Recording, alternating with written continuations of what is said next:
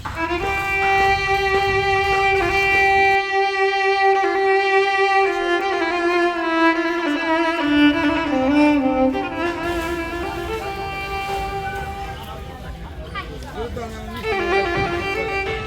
কই যাবো? আমার ঘর দুয়ারও নাই কে, আমার বাড়ি ঘর দুয়ার তো আমার নাই, চারিটা ঘর নাই, ঘরের মাংস বানাও দরকার নাই কে, কিছু দরকার নাই। আল্লাহ আমরা কেম করুম, আল্লাহ আমরা কেম করবো, আমাকে কেম করবো আল্লাহ। চাইছিলাম একটা বেরিবাদ, যে আমরা শান্তি মতন যেন আমরা বাপের গেলে বসত বিরে আমরা বাঁচতে পারি, আমরা এখানে যেন থাকিয়া সবার সাথে মিল তালে থাকতে পারি। কিন্তু সেই কাজ একটু কাজও করে নাই। আজ ঘর গেছে, জায়গা গেছে, জমি গেছে, সব গেছে, এখন কিছুই নেই।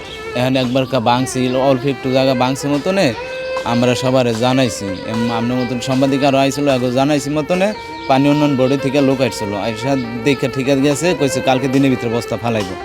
তো এরপরে 3 দিন চলে যেতেছে, 3 দিনের ভিতরে আর আসে নাই। এখানে ভাঙন দেখা দিয়েছিল, তখন পানি উন্নয়ন বোর্ডে জানানো হয়েছে, কিন্তু তারা কোনো ধরনের ভাঙন প্রতিরোধ পদক্ষেপ নেয়নি, যার ফলে আবারও ভাঙন দেখা দিয়েছে। এখানে 4 থেকে 5টি ঘর বিলীন হয়ে গেছে, আর যা ছিল আমরা সরিয়ে নেওয়ার চেষ্টা করতেছি।